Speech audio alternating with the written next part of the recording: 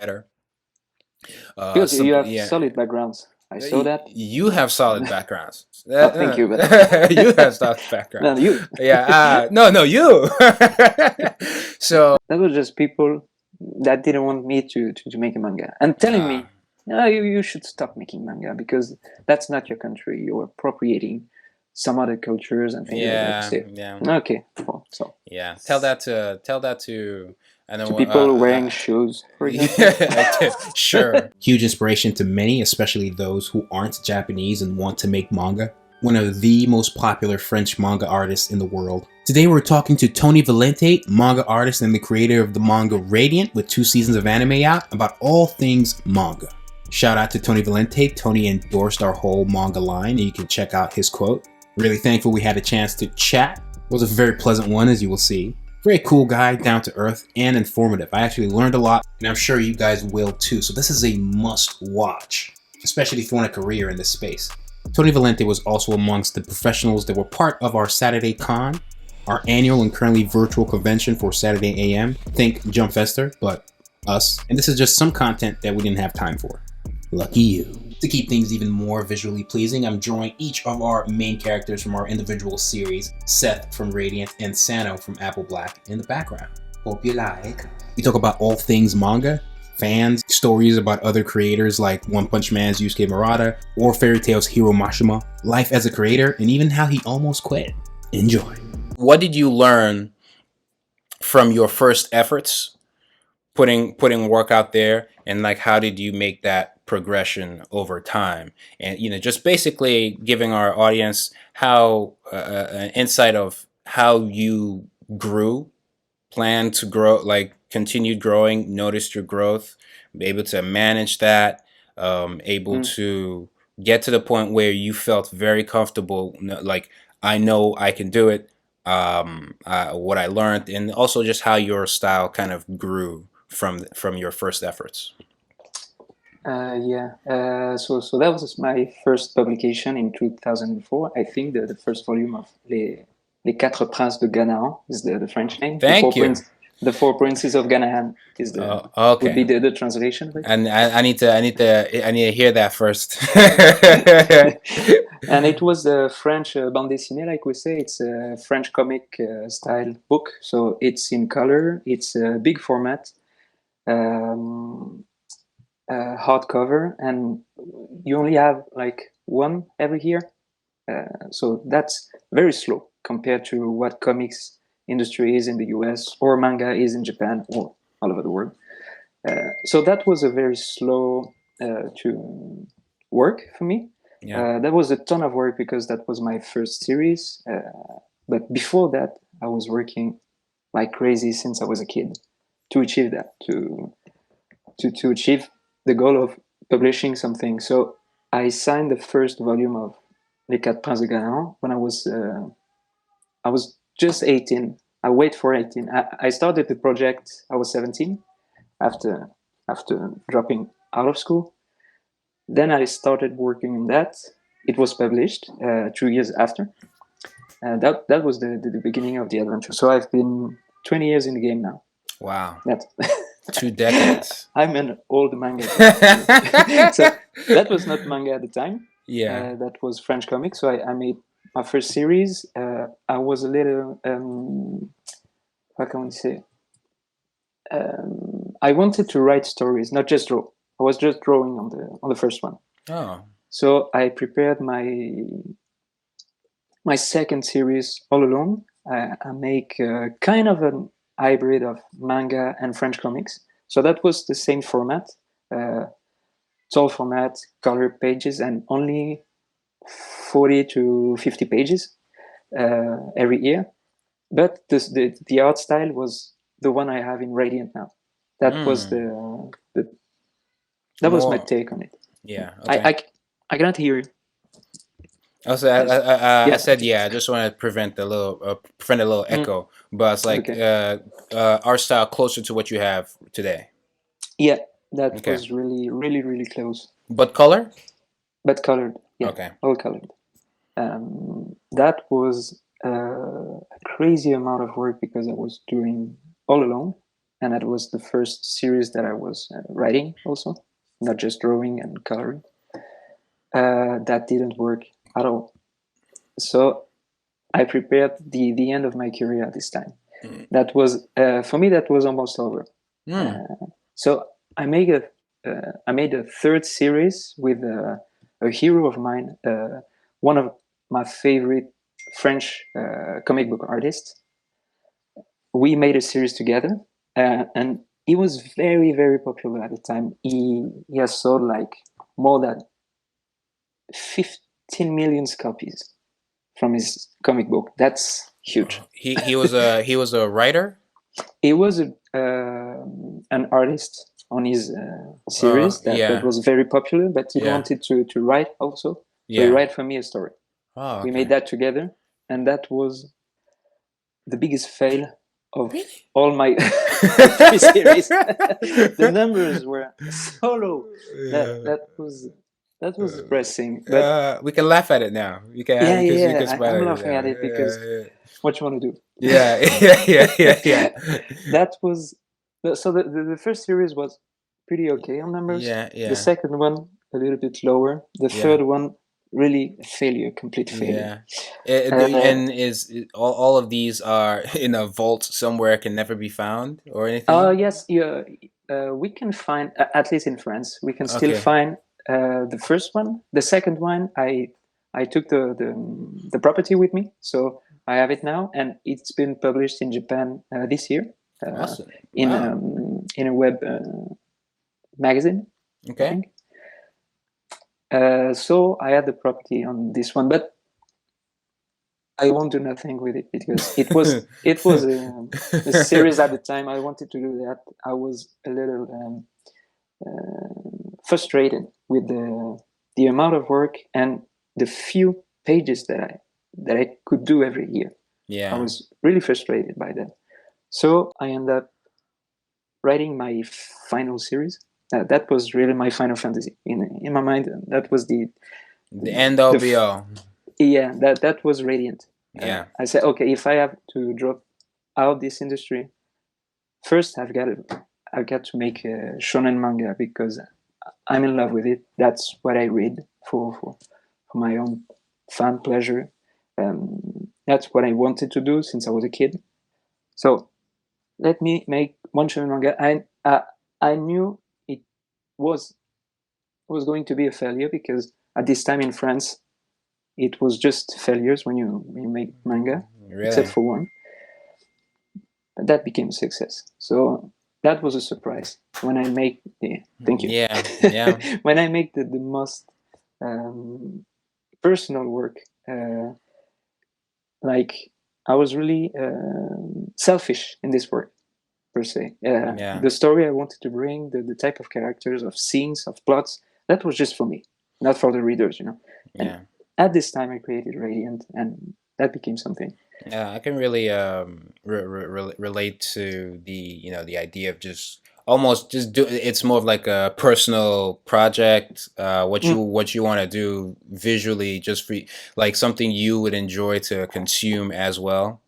And exactly. I think it's noteworthy that was the one that I guess that audiences gravitated towards the most. And the way things have panned out. So congratulations on that and success of Radiant. Thank you. I remember seeing images online and just wondering what it was.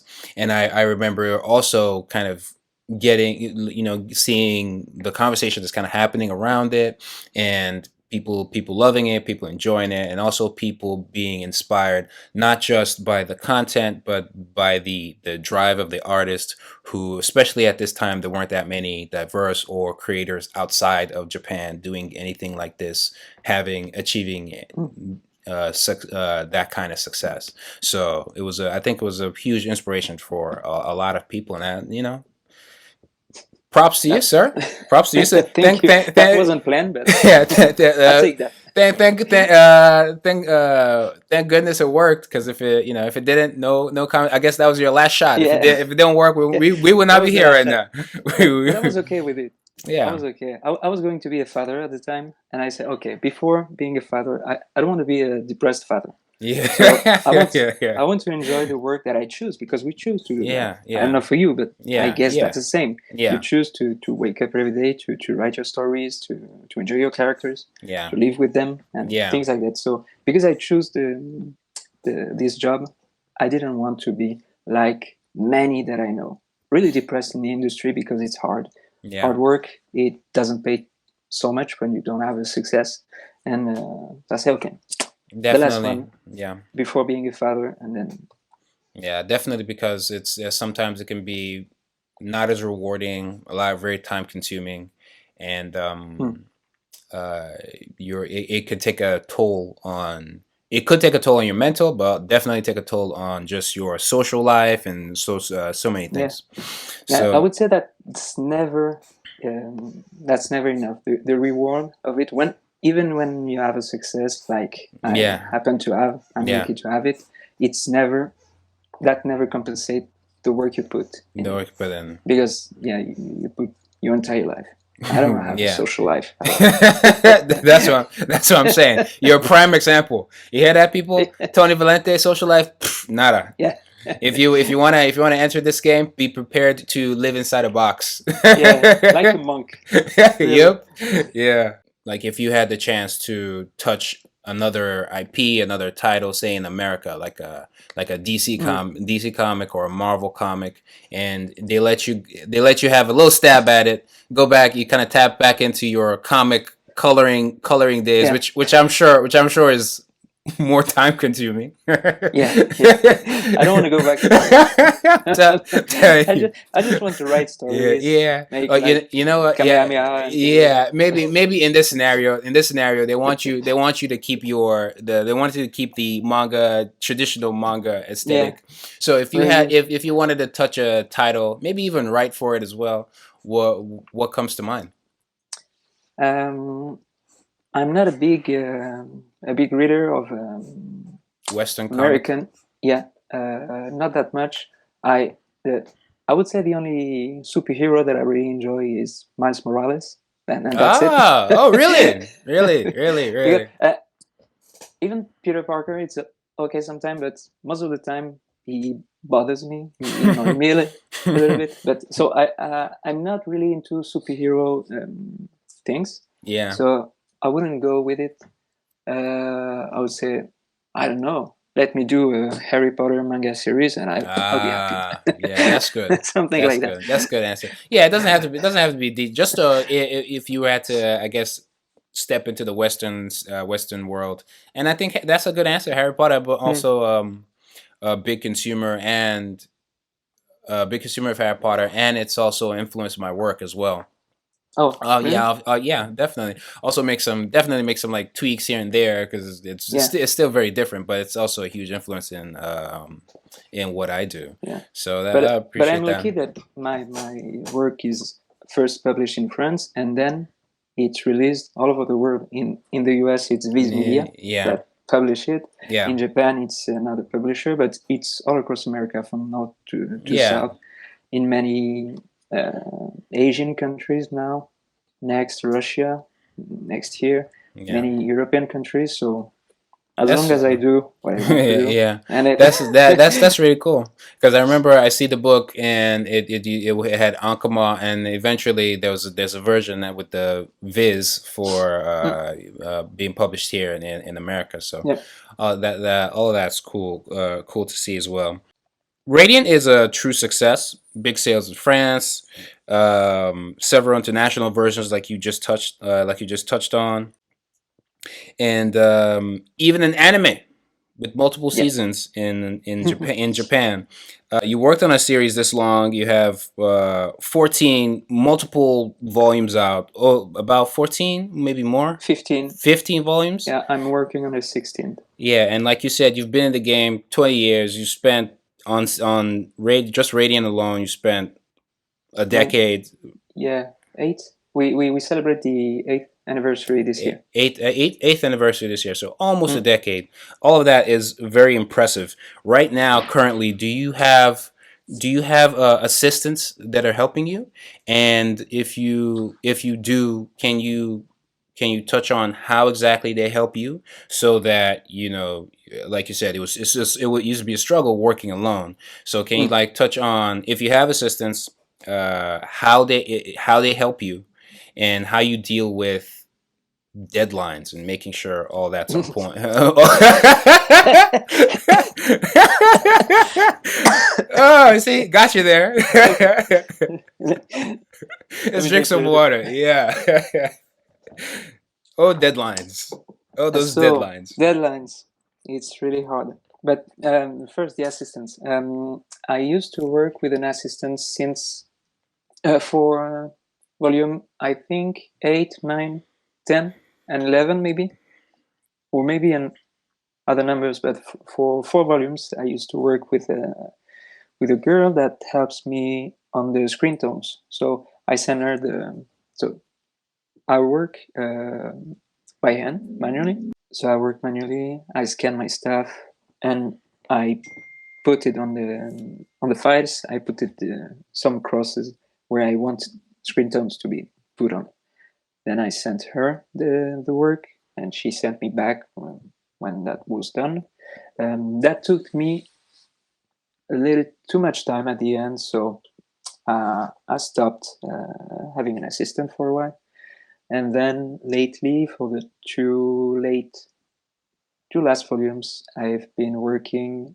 I work in a studio with other artists, and one of them helps me erasing my pencil Oh, okay. and That, uh, and scanning, and that's it. wow. So I still work alone on the story, the art, background, and screen tones. What about well, first off, I again, I relate on several levels. Sometimes you would think getting an assist. It depends on what they're doing. You would think getting an assistant would always kind of speed things up, but depends on how you're set up. It can actually slow things down. Maybe if you try to Exactly. because maybe you're worried about preparing stuff for them, or they're not like right there, Mm, or something like that. yeah. And I can 100% see in your scenario where if you're working traditionally, it might be it could get a little dicey. So 100% can see that. But then the downside is if you're working 100% alone for the most part, then it's gonna take more time. So Mm. kind of part question one: have you ever considered going full digital? And yeah, let's tackle that real quick. I've done that on one of my previous series. I've been doing one entire volume full digital, and I hurt my back so mad. Hmm. So then that was really bad. And also, I have a tendency to when I was working on my Wacom Cintiq, so I was working on the tablet Yeah. on a big one because that was more or less 15 years ago. Yeah. So that was a long time ago. I was working on a big ass Cintiq because that was heavy. That was Yeah. heavy shit Yeah. back then. Yeah. Now it's So it's all like paper. yeah. Yeah. Now it's so thin and even the smooth to draw on and Yeah. everything. Yeah. That didn't have any buttons on the side. It was just a No. screen. Yeah. You work on Yeah. it. So I was working with my keyboard on top of the Cintiq and my hand like that. So all day long like that Hmm. because I'm always on the keys to save time, you know. Um, and at the same time, I'm always zooming in, zooming out.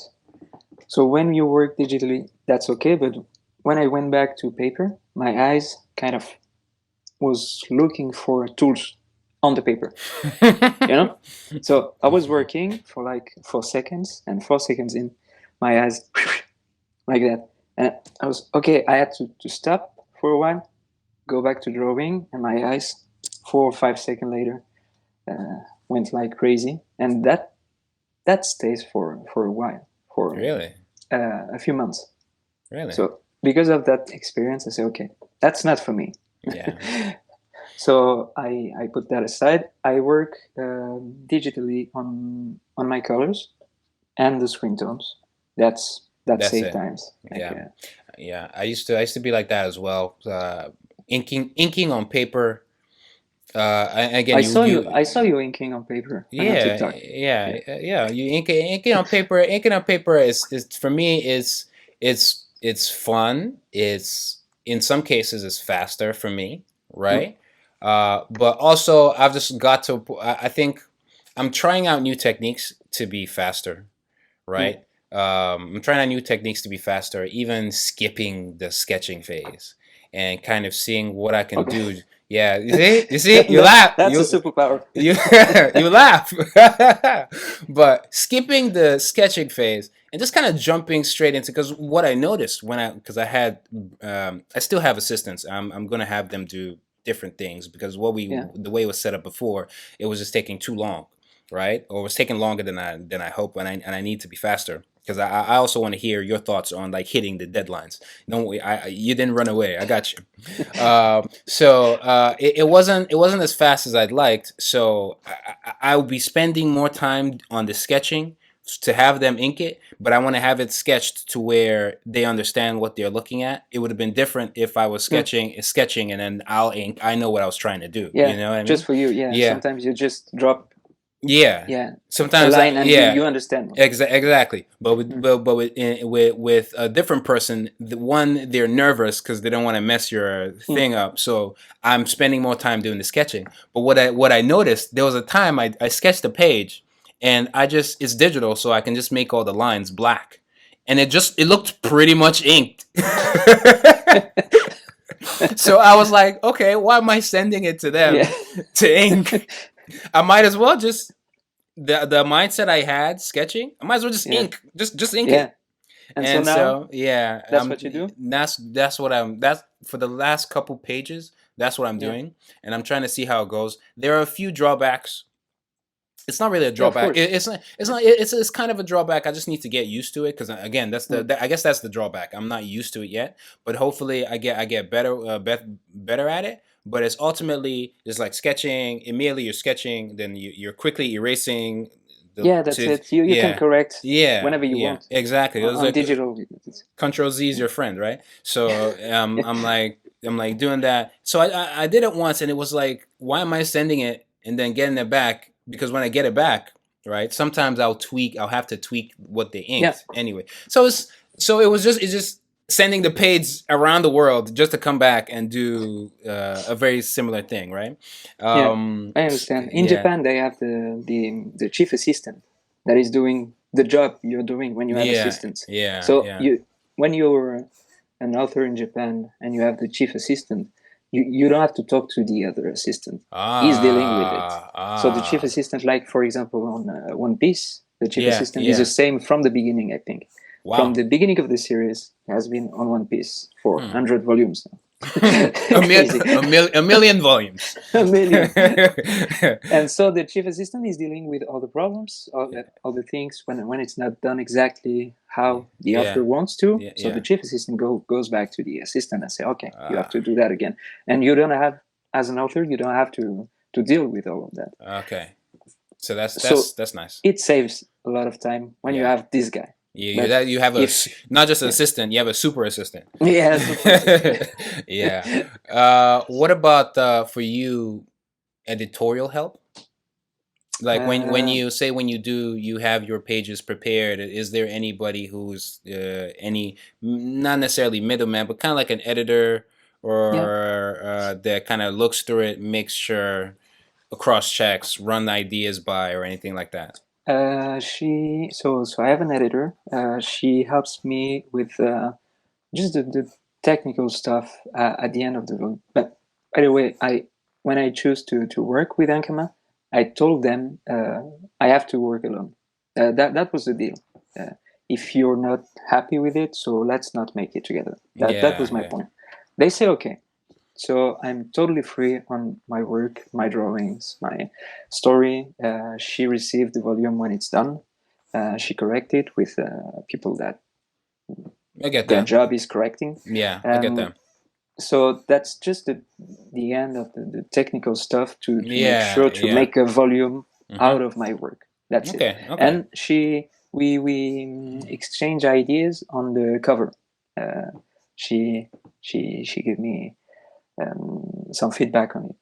Okay, that's That's the good. only. I think that's the only part of the work when we That has discuss. editing, and things like that. And other than that, we talk a lot about new licenses when there's merch, when there's I don't know, posters, when there's events, when I'm invited in different events, Okay.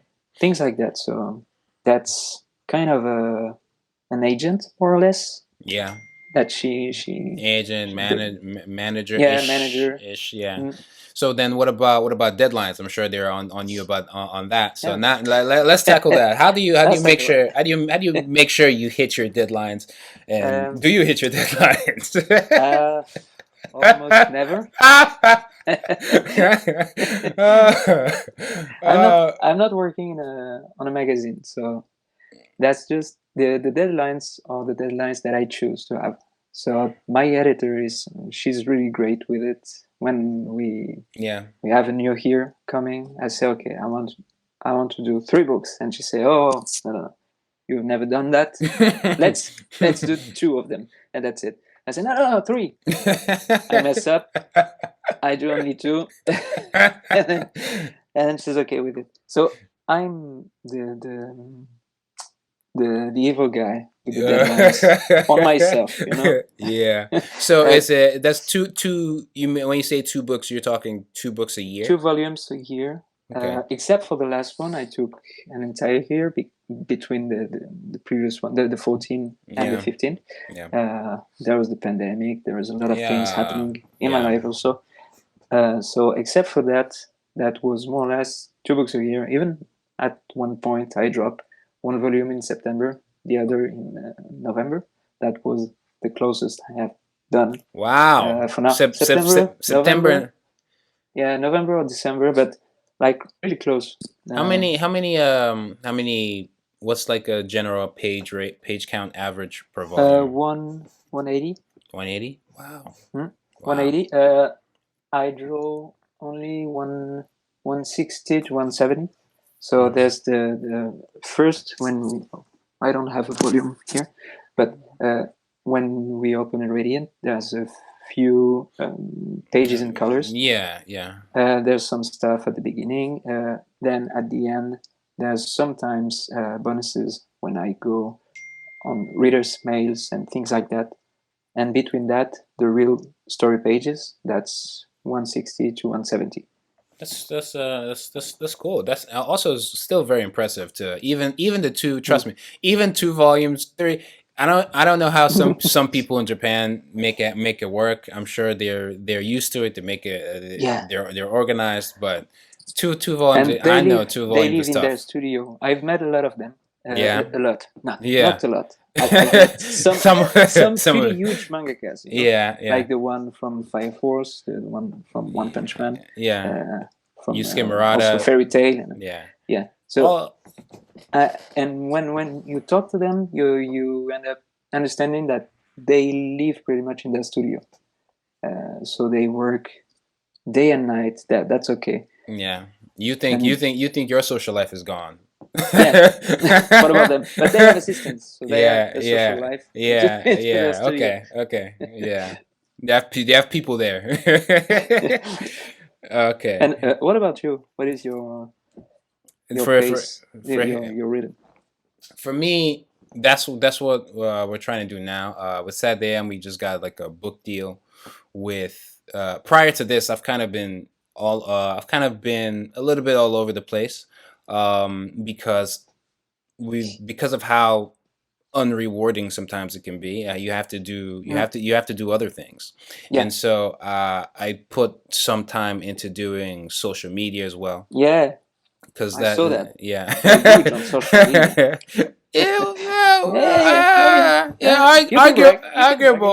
Arguable, but I'll take it. And so I do social media to just be part of the community, do some tutorials here and there, but it also helps me put my work out there as a result. And so I I'm not putting out as many volumes as I'd like. But now, with the new book deal and how everything's set up and how I want to be set up now with the inking of pages, and I want to test out this experiment. You know, maybe I'll put a patent on it. No, I know another creator who does something very similar. It's a Coterie Inks or something like Coterie Inks. Roosh. Oh yeah. He does a similar thing where he might have a sketch layer, but like for the most part, he's diving in directly with the inks because it saves a lot of time. And so I'm testing that out, and the goal is to put out two volumes a year. Luckily, a lot of the content, there's a lot of content that I've made that I've just not put out. And Okay. so I'm ahead. Yeah. Wow. Good for you. Good for rare me. to hear that. Yeah. So I'm ahead of schedule. So I just need to be able to put out two volumes a year for a couple years, and hopefully I would have figured it out by then. So especially in this early phase, I'll be able to do that because it's mostly just editing the previous work that I already have, making sure it's better, That's making sure that the new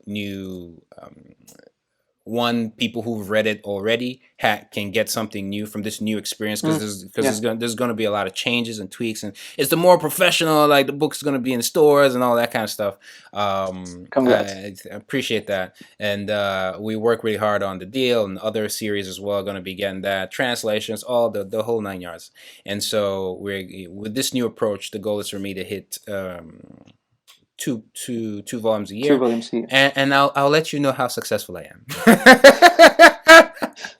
I'll let you know. Finger crossed. Fingers crossed. Fingers crossed. I just need to figure out the best way for assistants to help me to where I'm good, because I'm almost thinking that after a while I'm going to tweak my style to lend itself to be able to hit more volumes while not while not suffering on style or that nice look.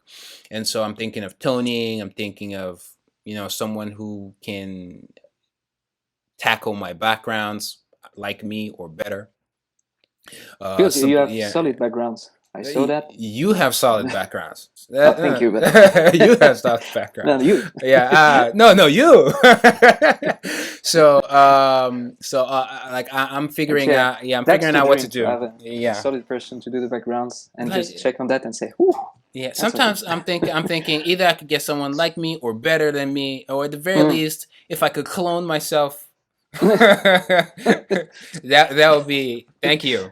Just that person is just gonna handle, and they'll know how to read my sketches exactly. I don't have to be there and point everything out. So I just need to figure out exactly what the assistants, how best they can assist me, and do it in such a way where I'm not editing all the time. Yeah, but hopefully, because you have a book out already, that's it.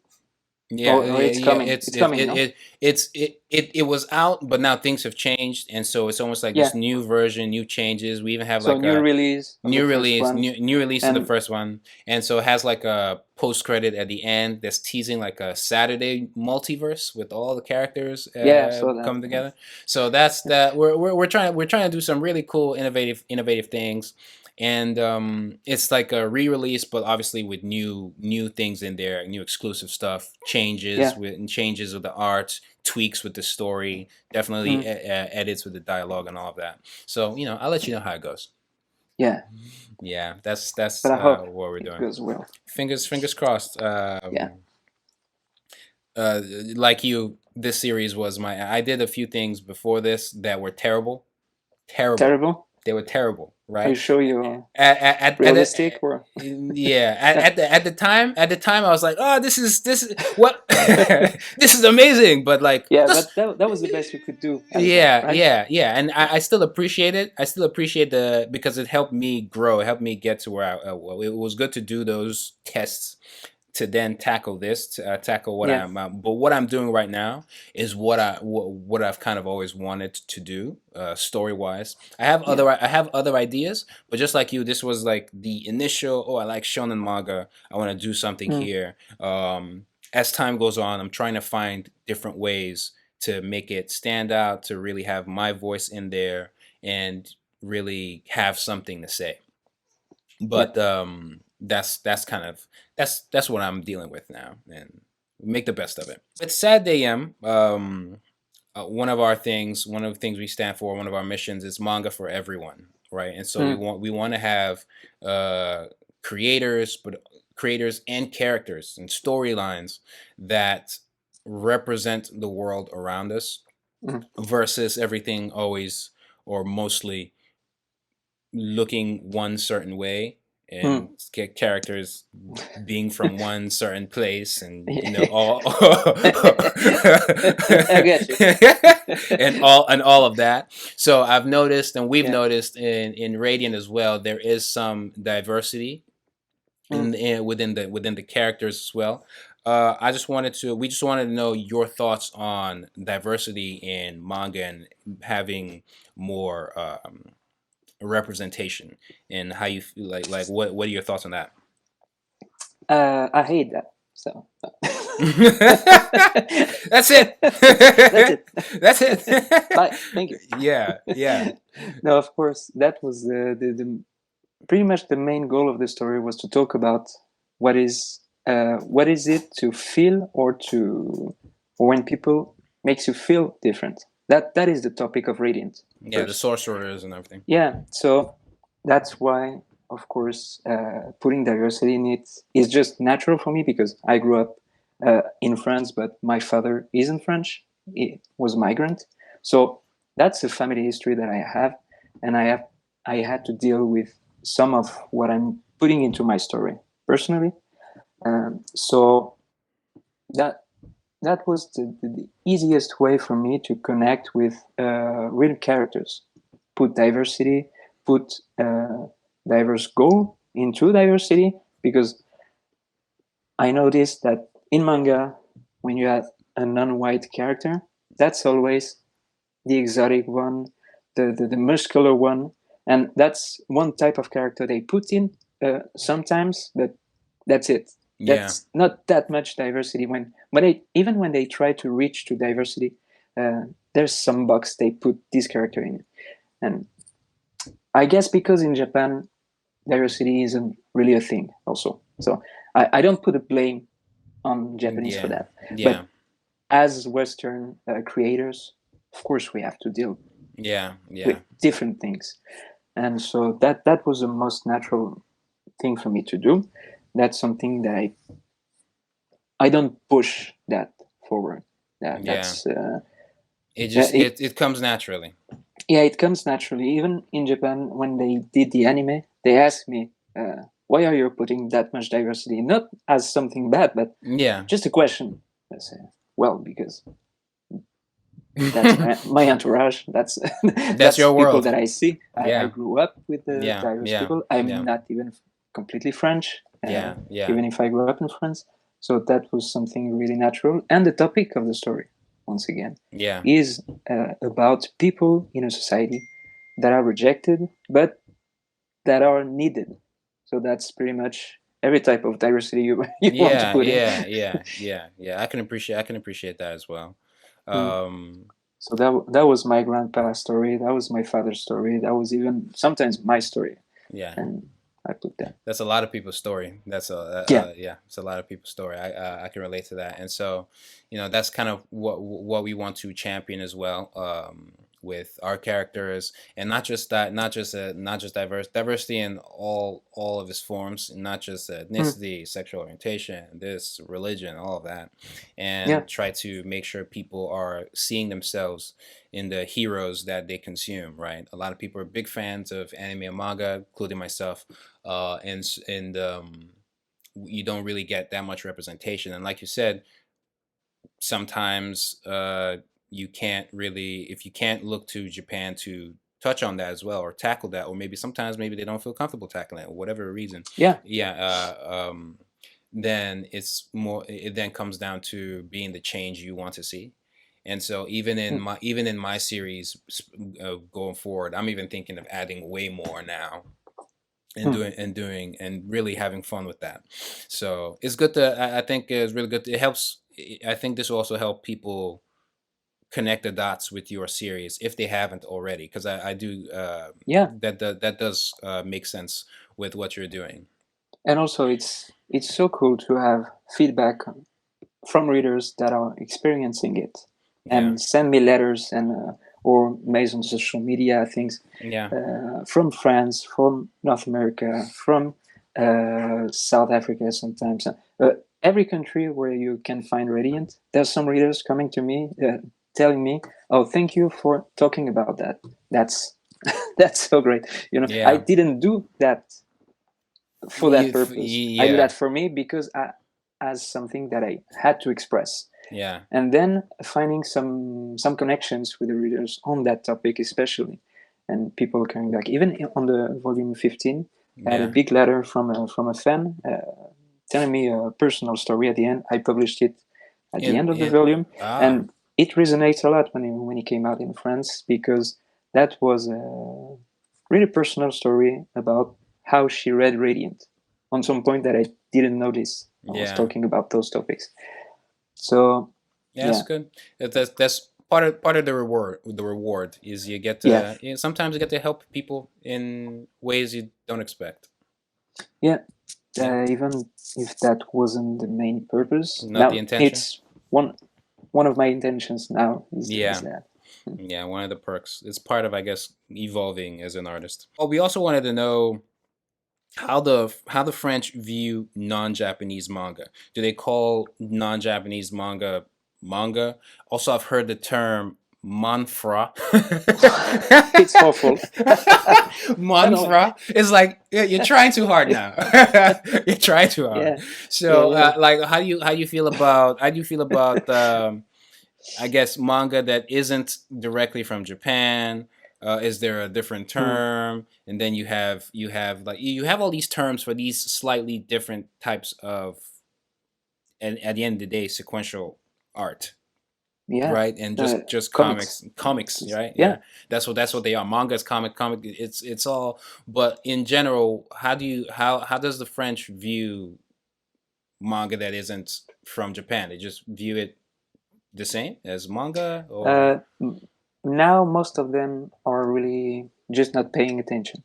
They just grab the story and talk about it if they like it, and that's it. yeah, yeah, But back in the days, at the beginning of Radiant and a little bit before even, there were some crazy people.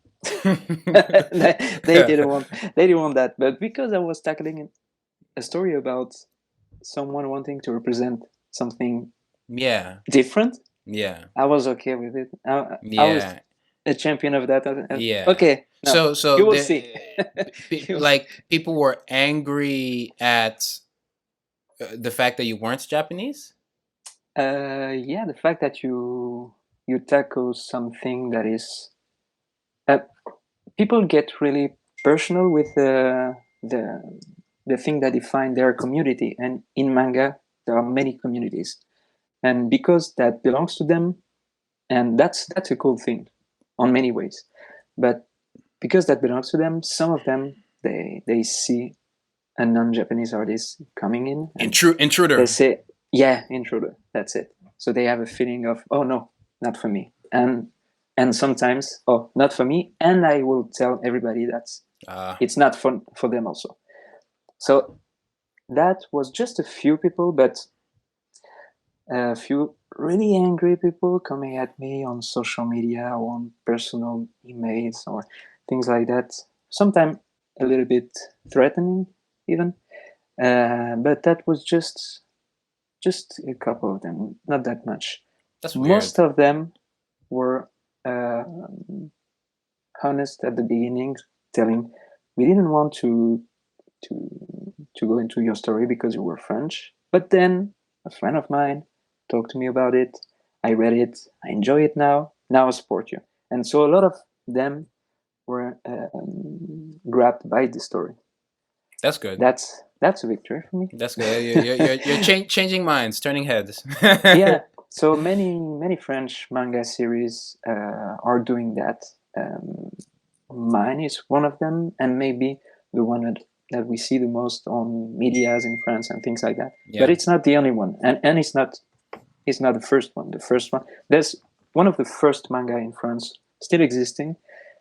It has 20 volumes, and it's been a success since the beginning, and it's now an ongoing success. Yeah. But it's just in France, so many people around the world don't see really as know the much. name. Yeah, but it's pretty successful, and he has done a lot of work before me to change the minds of the readers. True. So everybody's kind of holding hands and changing the world one page at a time. Yeah, one page at a time, exactly. Yeah. All those angry fans of anything, any wrestling, TV shows. It can get Anything. out of hand. It can get out of hand. You see a new Marvel trailer, and there's half of the people. Oh no, this is not the eyes that he's getting on the comic books. Oh my gosh. The Cowboy Bebop Netflix. I thought it was okay. I liked it. I mean, I don't think I didn't think it was perfect, but the amount of, like you said, fan ownership that sometimes people can have for some things, and then telling everybody else to not give it a shot, and sometimes bullying an entire studio. It's just like on Sonic. It's Sonic, but but at least Sonic worked out. At least in those instances, yes, bully the studios. They'll fix it if they can fix it. But I 100% get that.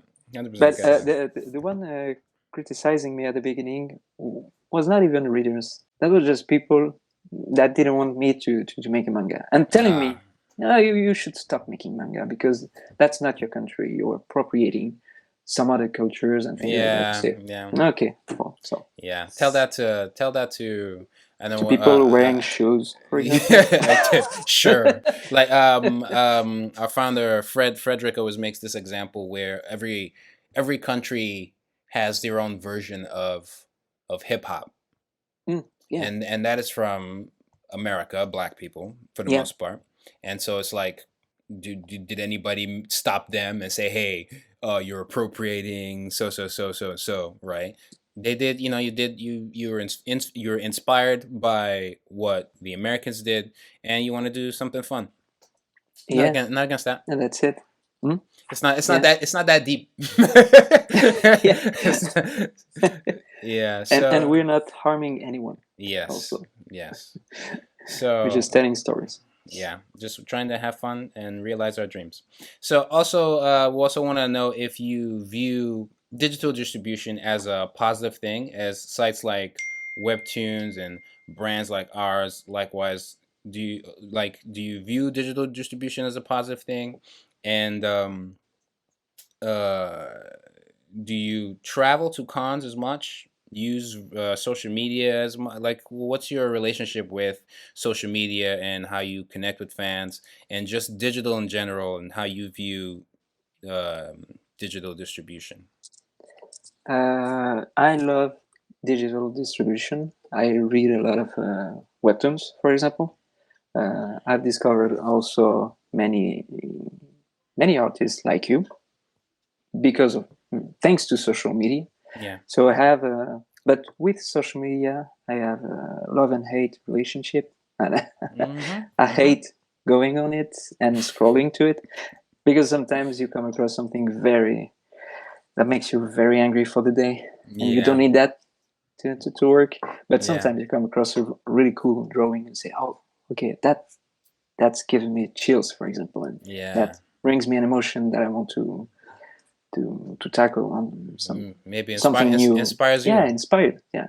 So I try to be just the minimum amount on social media, just to let people know I'm working, I'm releasing that, I'm going to this convention.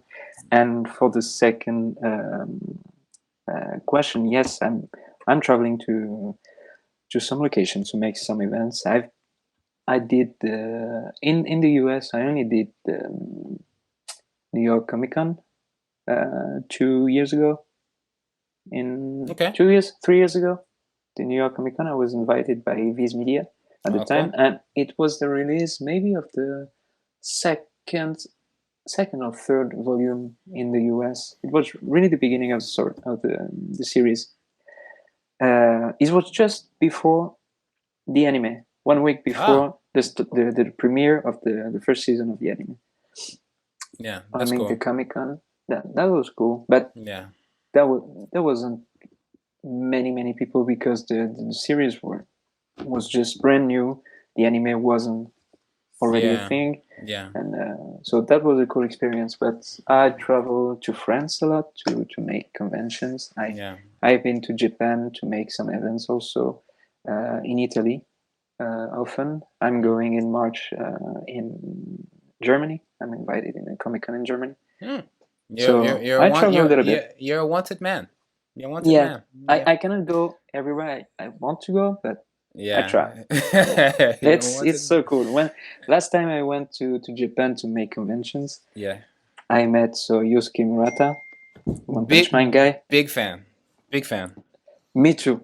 Yeah. that is my favorite artist of all. So that was pretty huge for me. You know, same, because I like one of the artists that got me into just drawing, especially in this shonen style, was Kubo. Yeah, Kubo, and so he's always up there for me. But just going through the One Punch Man pages, sometimes I'm just like. Have you read Aishin, his previous series? I have not read it, but again, sometimes it evokes a similar response when I'm just looking at the spreads and I'm looking at the colored illustrations. I'm just like, wow. Yeah, because that was crazy. I entered the Murata verse because of Asian, and that was just stunning. Sometimes the point of view is just behind a foot, with the angle very wide. You see under a car, you see people in front of a car, you see people around doing many things, and you say, why is he doing that? You don't understand. It's very clear on the page. There's no problem to see that. If you read it, you skip to that. You say, oh, okay, you read the text and you go through a page. But when you draw and you come across something like that, you say, there's too many skills in that drawing. You appreciate it more. Yeah. You see all the skills involved in it. Yeah, the way it's rendered, it's kind of like a semi-realistic, but still stylistic. Yeah. And sometimes, with the One Punch Man pages where they're basically animation frames. Yeah. Yeah, it was just having fun. Okay, I'm doing a little animation now. Yeah. Okay. It's like, okay, that's what we're doing now? Okay, sure. And okay, very detailed, very great stuff. But before, sorry I interrupted you, but because Murata's he if he's not number one on my list, he's like pretty much close. Yeah, it might as well be to some degree as well. Also Tite Kubo is one of my favorite. I went into shonen manga because of a few series, but Bleach being one of them. Bleach of course. Too. But yeah, I met Murata. I met the author of Fire Force, and with Murata we made a conference together and we talked together. And he was reading Radiant, so that was a huge thing for me. So he brings the volumes. When we were eating at lunch, he pulled out the volumes, all 9 of them. That was 9 or 10 at the time. 9, because afterwards he sent me an email when he read the 10th one. To talk to me about the 10th volume. So he put out the volumes and asked me questions about some things inside. I said, oh, I was shocked. I was like, no, I'm a fan of you. It's like, no, stop this. Stop this. So I didn't ask any clever questions. So I was just enjoying my moment. I was just living the dream. Saying, okay, that's really cool. Then we make the conference. He was such a cool guy. Even during the conference, he pulled out a paper. He drew something to express something to the audience, because he asked me, how do you make speed lines like that? Because they are very efficient. And I said, because I copied you. and he said to the audience, okay, because he wasn't trusting me. So he said, okay. And he skipped to something else. He explained to the audience how speed line works. So he pulled out a paper he make a little Saitama and a Yeah, little yeah, Genos yeah. behind him, and make speed lines and explain a little bit of that. And that was just one of the best moments. Just saying, Wow. you Yeah, know, I love yeah, you. I said, yeah, okay. yeah. Yeah, Okay, so he I'll talk to you seems later. Yeah. seems like a cool guy. Seems like a cool guy. They can be. I'm sure a lot of them can be humble. Uh, all of them that I encountered there. So I see the guy from Five Punch, very humble, very cool, very sportive. Hiro Mashima from Fairy Tail, one of the coolest guy I've met with Yusuke Murata. Yeah. The two of them separately, but very, very sportive and very welcoming. That was something that I didn't know about them. You do the same job that they do, so they understand the struggle you're in. And when I encountered Hiro Mashima for the first time, it was in Paris, in a big convention in Paris. He took some time. He asked for me. He took some time to come to meet me before going to some event he was doing. So we met a little bit. The publishers were not okay with that.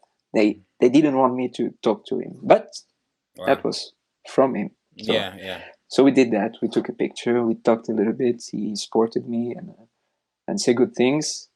Then 1 year after that, I went to Japan. I was having a dinner with a friend of mine that is doing a manga actually in Japan, a Spanish author named Kenny Ruiz. We were having a dinner with the guy from Trigun, the author of Trigun. Yeah. And some other people. And Hiro Mashima came in the restaurant just as a surprise for me. And he came. He said, "Hey, I'm here." Okay. That's a bunch of legends sitting together. Okay. And Kenny was like, I cannot believe what is happening now because he is a fan of Trigun, he's a fan of Fairy Tail. Yeah. What is happening? I can imagine. And he came into the restaurant. He talked to me about the anime, share some of his experience on his anime, how he was handling some struggles that he had to deal with the anime and things like that. And then he went back. It was at night. He went back to his studio to work all night. Like classic. That's Japanese. typical. I'm surprised you guys even had time to even talk at all. Yeah, it was like 20, 30 minutes, you know, just to grab something to drink and then went back to his studio. Yeah. And the thing is, they are so welcoming because they know the struggle that you're in when you make a story, and especially when you do that pretty much alone because you're not in the Japanese industry directly. Yeah. So they're very supportive, very welcoming, and just cool guy. Yeah, that's really cool. And also very happy to know that all over around Japan, in other countries, manga is popping, and they don't really realize that often. So they are super happy to meet with people that represent that. You know? Yeah, especially in this past. I don't know what happened. Well, I know what happened. It's just Netflix happened. Not just that, but if you noticed during the pandemic, like the dark days of the really dark times of it, manga was doing super well. Manga was doing super well. So if you thought it was big before, it's getting even bigger now. And then you have all these new branches that are forming. You have webtoons, and like manga's doing really, really well and selling well, all of that. So that's good to know. I'm curious. We're also curious to know how your anime came about, since we're kind of on the topic as well, and if it's common at all to have someone like yourself, French or non-Japanese manga guy, getting an anime. So what was the experience? What was that experience like, and how'd that come about? So the first country that buy the license for just the manga to translate it was Japan. So it came out in Japan. That was just a small release in Japan. It wasn't something big because it's a small publisher there. And one anime producer just buy it by accident I don't know. Accident. Yeah, it was just spending time. Yeah. Every week he goes sometimes to bookstores. He saw that because Yusuke Murata was making for the release of the first volume in Japan. Yusuke Murata make a drawing, and on the I don't have it. I should keep it just to be able to show that, but I don't have it here. So you have the volume, Yeah. and there's something around like a band around the volume with some words and a drawing from Yusuke Murata, just to An endorsement. Yeah, as an endorsement. For the first one, that was Yusuke Murata. For the second one, same with Hiro Mashima. And so, because of that, when it went out on bookstores, you could see Radiant in bookstores because bookstore owners saw Yusuke Murata on the top of that to say, okay, maybe we'll give it a chance. Yeah. And because that was the moment where the first season of One Punch Man was out, everybody was crazy about it. Yeah. He has an entire shelf just for himself everywhere. Yeah. You know? And so my book was a little bit on the side, a few volumes, but you could find it by accident. Yeah. Even if that's the manga war in Japan every day, you could find my first volume. And because of that, I think the producer, by the first one, enjoyed it, waited until the third one to know where the story was going, then contacted us to say, I'm a producer from NHK. I happen to have a slot next year to produce something. Would you be okay if we try to work on Radiant? No. No. No. No. No. So I received an email from the Japanese publisher going crazy. Oh, there's maybe an anime coming. Yeah. And I say, wait. I know what is happening. I know many people trying to have animes and things like that. I know that most of them end up not going through the process. Yeah, not getting produced. So I was one of them, but I was happy to be one of them. A few months after that, Toei Animation sent us a message. Same thing. We saw the manga. We're interested in making an anime. Can we try to buy the rights? Say, okay, there was already NHK on that. Now there's Toei. And at the same time, I received a message from one of the director from one Fullmetal Alchemist movie that contacted me because he was going to Belgium, and he asked for the guy in Belgium to also invite me because he wanted to talk anime also. Yeah. Of Radiant. So that was 3 different things happening around Radiant, and say, okay, maybe we will get one out of the 3. One, you know? Like there's too many to not get any. That's a lot. But even there, most of the projects end up failing. Yeah. So every month or every 2 months in Toei Animation and in NHK, there was meetings. They were just having a bunch of series they wanted to produce and just throwing some of them every 2 months. So we went through the process during one entire year. At the end, he told me, it was in an event in Paris. The producer came to meet me, and he said, okay, now they will choose between a shoujo and a shonen. There's only 2 options now, Radiant and something else that I'm not allowed to talk about. So even I don't know what was in front of Radiant. Yeah. And he says, so now it's not about the quality of the story or things like that. It's between shonen and shoujo. Yeah. They want to produce something. We will know tomorrow. And he was already knowing, but he didn't tell us. I was chosen, and that was why, because he was in Paris. So that's it. During one entire year, I was hoping and telling myself, no, this won't happen. It cannot be real. I'll wake up one day and say, shit, that was a good dream. Nah, it Oh, happened, that's man. just Congrats, thank you, congrats. thank you. That was huge. That was huge. That was huge. It still is.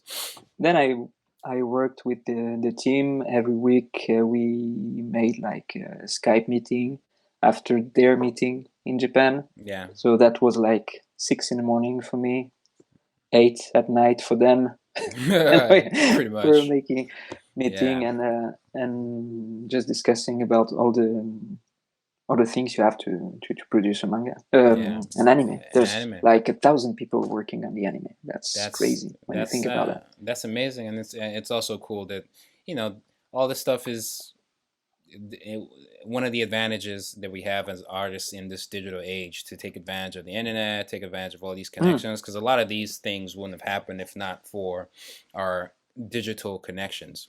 Yeah, So yeah. I think that's interesting. So yeah, congratulations. That was huge. Hopefully, Thank you. everything continues, and you get to have more success down the line. Just in case there's somebody out there in this world, I don't know who, but especially in our supporter base, pretty much everybody knows. But one to briefly, very briefly, talk about what Radiant's about, but then also how long you see it running. Mm. 1,000 volumes. Or second question. You'll be Yeah. you'll be drawing when you're like 96. Yeah, that's the dream, man. If I can still draw when I'm 96, Yeah. that's the dream. Really. Gosh. So the story is about a young boy named Seth who is looking for the Radiant, which is a place that gives birth to monsters coming from the sky. So we don't know if this place exists or not, but when the monsters come, just a touch killed most of the people, and the one who survived that touch became infected with everyone something different. So my hero have horns on the head. Someone else will have Bat some wings on the personality shifts, many type of problems. But people can say that, oh, those are survivors. That's weird because everybody dies except for them. So they are put aside from society. But at the same time, they are the ones who can touch the monsters, so kill the monsters. So they are the only one who can deal with the monsters, the nemesis, I call them. Yeah. So that's a story about a bunch of people in this situation that society need but don't want, and struggling to try to make their path in the world, and trying to fix the problem. Awesome.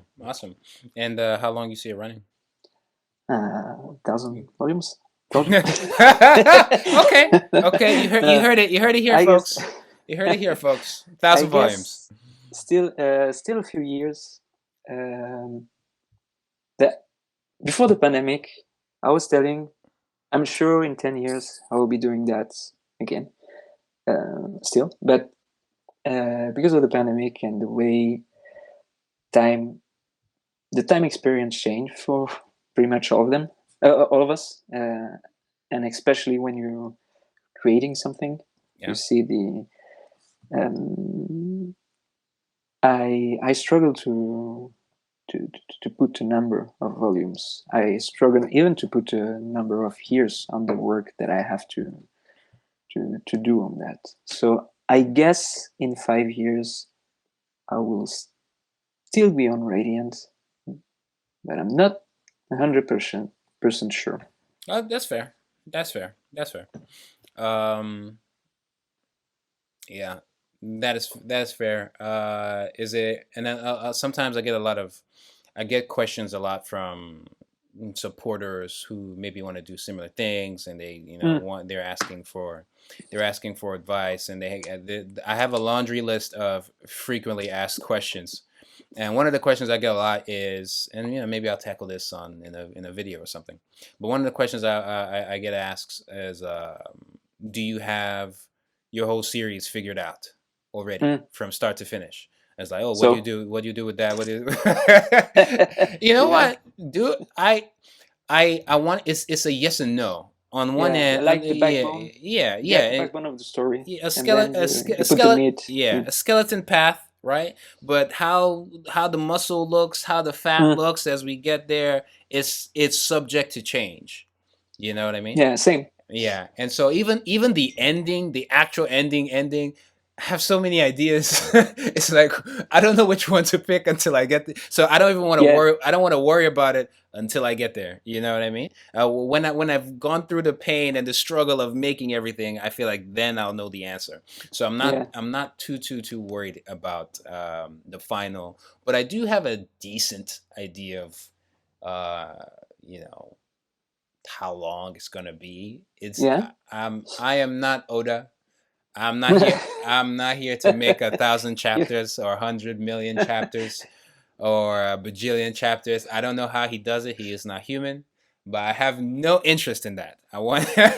I'm more of like yeah. a Full Metal Alchemist. Tell your. I Mm. have some. Like I said, I have this. I have the skeleton. The skeleton. Yes, maybe you can add more bones to it, but I'm happy with the bones we have.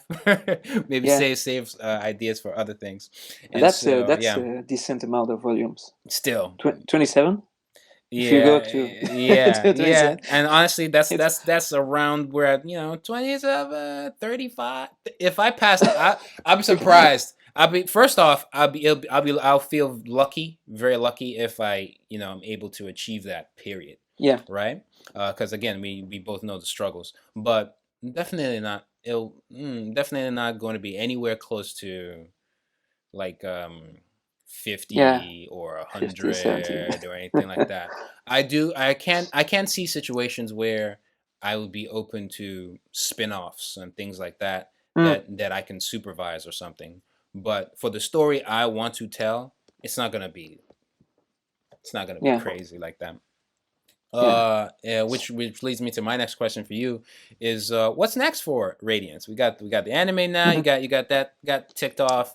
What you got now? You got like video games, Yeah, country. toys. Uh, uh, What's next if you can discuss about any of that?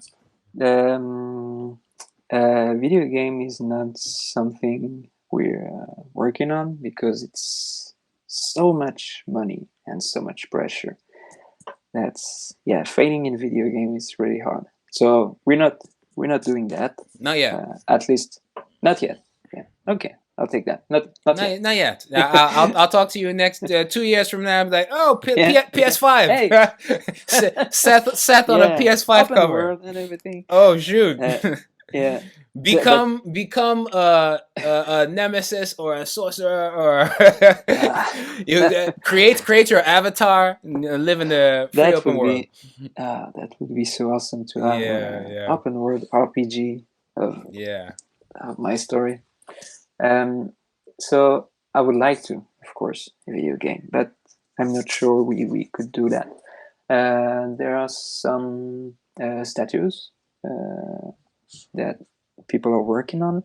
It's a long process because I'm picky, very, very picky. That's And fine. so That is fine. they struggle a lot. It's like I love I'm a this little guy. bit sad for them, but I love this guy, but I hate this guy. I think they're more the side of hating me.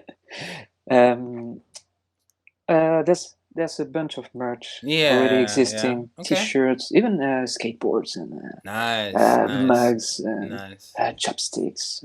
There's a lot of things already nice. existing, but we're still working on new thing. I guess a board game is maybe one of the next steps. There's a few options of board games that we are working on. Maybe also tabletop RPG. Hmm. That's one of the options. That's a That game. Those are yeah, games. Technically, those are games. yeah, And those are games. games that people love, games that people get really fired up about too. Sometimes. Yeah. Yeah. So maybe I'm also working very slowly on spin-offs from Radiant. Nice. They want to put out maybe next year. I would love to. Um, Okay. and on the side, I'm also working sometimes at cara design or things like that. On some other projects. Nice. I can relate to some of that. Yeah, that's nice. Excited. Hopefully, I wish you success and good luck on those endeavors as well. And judging on your track record, I think you will be just fine. One of the last questions would be like, what are the, I would say, artists that are there any, maybe a country that you're noticing with, so non-Japanese, that have that manga aesthetic, that traditional Japanese comic style aesthetic, that you feel has the most artists that are really good, like amazing artists from, do you feel like it's all you find yourself seeing them from a certain country? Country wise, are you noticing anything with non-Japanese manga style creators, and if so, which country? And just, and then you kind of already gave your general thoughts on the non-Japanese stuff. You say you're reading a lot of webtoon, a couple webtoons, so you kind of touch on that as well. Yeah, for the manga part, I've now it's all around the world. Really, I have German friends doing manga really well. I have Spanish friends, Italian, doing manga like crazy. It's global.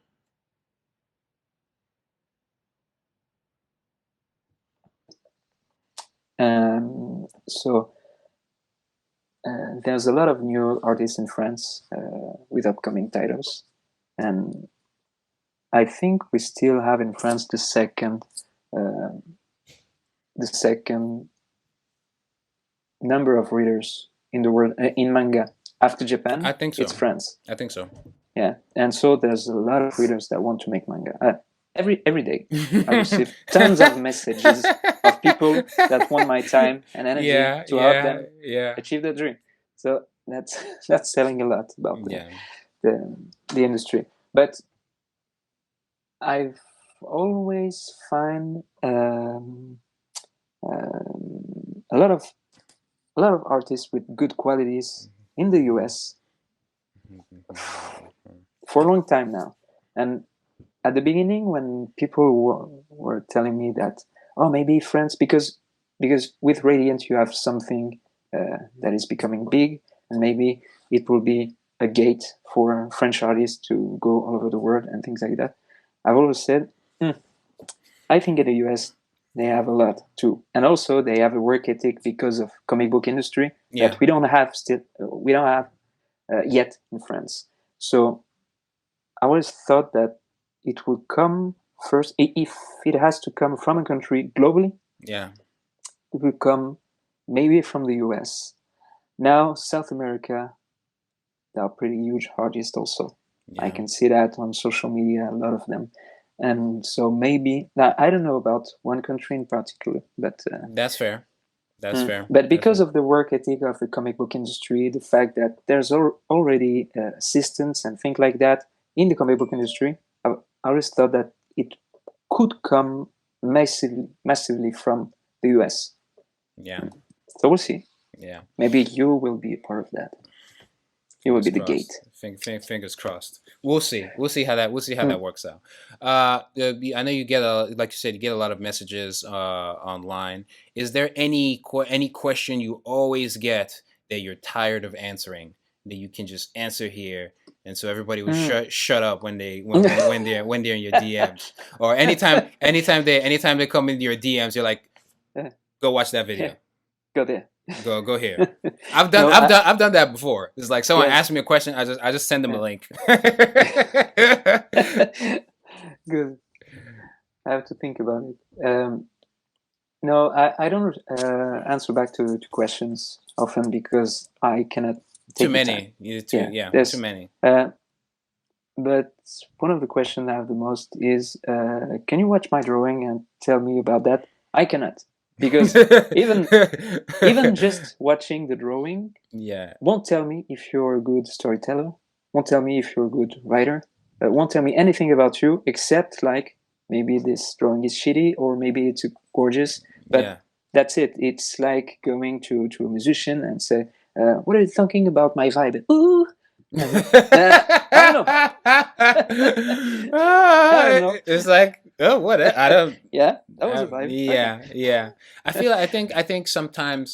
think sometimes, it's just really the fan trying to reach out and connect with Yeah, someone they're inspired. It's almost like the vibe I get is that sometimes it's not even about, it's just getting to talk to yeah. a hero. I I think guess it's not, you're right. sometimes it's not even about what you say. They just like, Mm. I want to, he's right there, I want to connect with him. The message button is right there. I'm just gonna click it, whatever, YOLO. So Yeah, so that's a pretext. yeah, Most of the yeah, time, that's a pretext, and I'm never offended by questions, but yeah. I cannot No really time, answer for to that. them. No Yeah, time. And you do get fan. You say you go through mail, and so you do get messages from, and maybe not directly, not always like questions from aspiring creators, but messages from just fan mail. we have a special email box for that. Yeah, At the end of the volume, there's an email address where you can you can send the send. question. So Yeah, that is full of questions for the next like 20 volumes. But you get no so spoilers. that's yeah, but that's a special email box for that, and that's my publisher handling that, not me. Okay, and then when it comes to how you just broke into the industry as a whole, uh, did art school play a role in that at all? Do you have any advice for Oh, people trying to learn, right? yeah, people trying to learn. How would you what advice would you have for them to break into it? Like good habits to have. Should they go to art school? How did that? If you went there, went to Mm, any form of education, whether it be like a school or maybe an online, I don't know what it is, but some track that you walked to get to where you are, and like what was that, and how did you kind of break into things? I didn't go to any art school. I just went to school until 17, and the last 2 or 3 years I was in art, but like plastic arts, like modern art. So we didn't draw anything, Yeah, yeah, yeah, at least not that you can recognize. That yeah. was really frustrating for me. So I would say uh, try your best to find the way you enjoy working. That's you can make the most of it. I tend to work alone because I don't like feedback on my work. That blocks me. So because I'm aware of that, I know that trying to be emulated with many artists, that's not for me. So going into a class, if I went into art school or things like that, I think I would have art blocks all the time. So for me, it's just being alone on my page, listening to my music, feeling the best, and then producing something that I want to see just for myself. That is the best way for me to learn new things, and I'm still learning a lot of things on every volume. But when you need to put your work out to have feedback on it, if it's that you need, so yes, you should go to school, to some place at least where you find stimulation all the time, because that's the stimulation you need, not the lesson, not the fact, not the tool even. It's just the stimulation. I find my stimulation being alone and trying to speak to the future reader. That's my stimulation. And then when I go to meet them, that's fuel for me to That's go good. back to That's work good. alone. Mm. That's good. Uh, I find that. what about you? Did you go to any art school? I did go to. I went to a university here in Texas, and I was actually a computer science major at first, and then I was Okay. a computer science major, and then a fine art minor. And then Okay. I became a fine art major and a computer science minor. I was just gradually running away until I was done.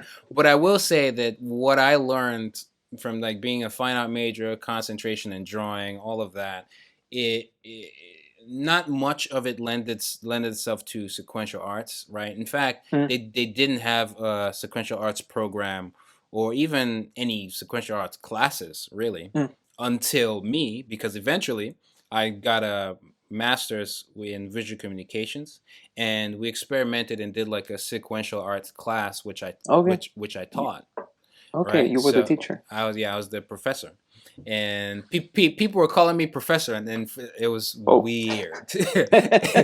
You got the it same was age? it was well, we're close at age. I'm not that old. It was weird, but most of what I learned myself, just taking Yeah. advantage of of the internet. There are a lot of online resources that you can Yeah. like learn from. A lot of people putting work out there. Just me. Also, you learn from consuming it, like reading Bleach, reading That One was Piece. that was what I Yeah, was about to say, dissecting what you like. yeah, That is, yeah.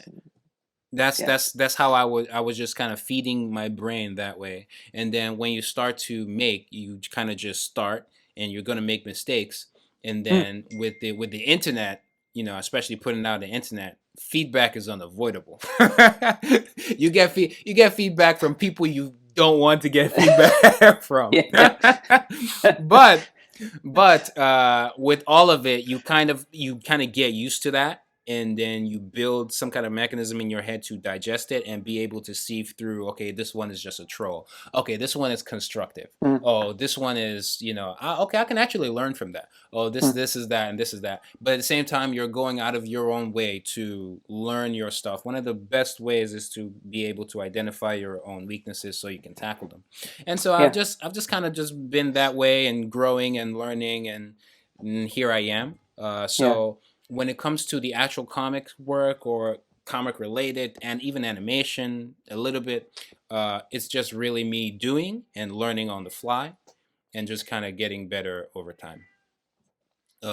So I did go to art school, but when it comes to comics, maybe I learned like 15% from art school, or 10% for what I'm Yeah. actually like, what I actually use, what I actually know Yeah. that's valuable. And so that's kind of how it was for me learning. Yeah. So a lot of personal work. Personal, pretty much. Yeah.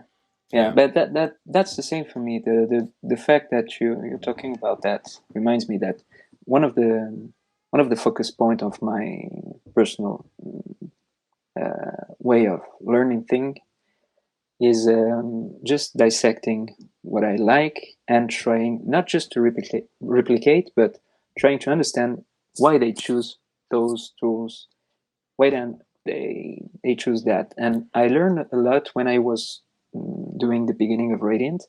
I dissected all the first chapters of all the shonen manga I really enjoy the most. Same. All the first chapters Same. I find a type of canvas that works for all of them. I say, okay, why is that so efficient on me?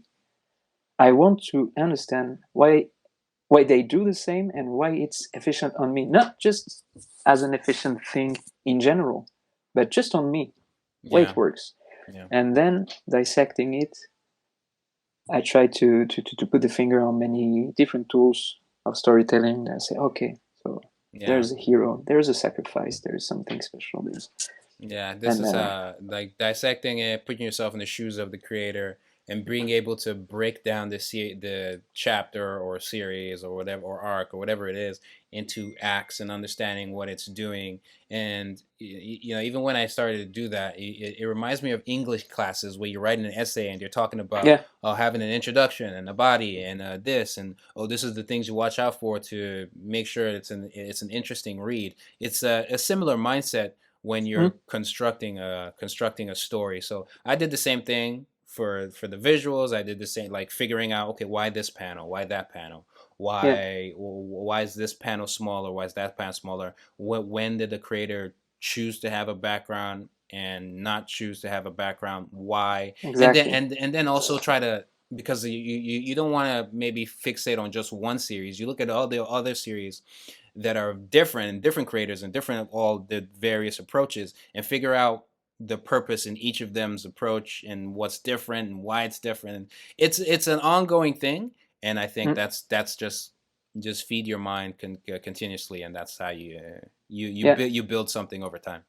Yeah, that's your filter to get entertainment through your filter, and then to put out your own sauce. I don't know how to express that. But no, that's perfect. The sauce. You put that's it. Get your sauce. Get your sauce. Yeah. Tony Valente, get your sauce. Don't forget to leave a like, Holy Ghost, smash that subscribe button, and hit the bell so you stay notified each time I upload absolutely anything. Turn on all notifications. Follow me on all social media. Links to everything you could possibly need, as well as pre-ordering Apple Black, as well as any other series in our book line. All in the description, thanks to our Porto X Saturday AM book deal. All pre-orders get free trading cards of our core characters in our Saturday multiverse. Check out more videos, more on the way. It's Whyt Manga, and I'm Audi 9000.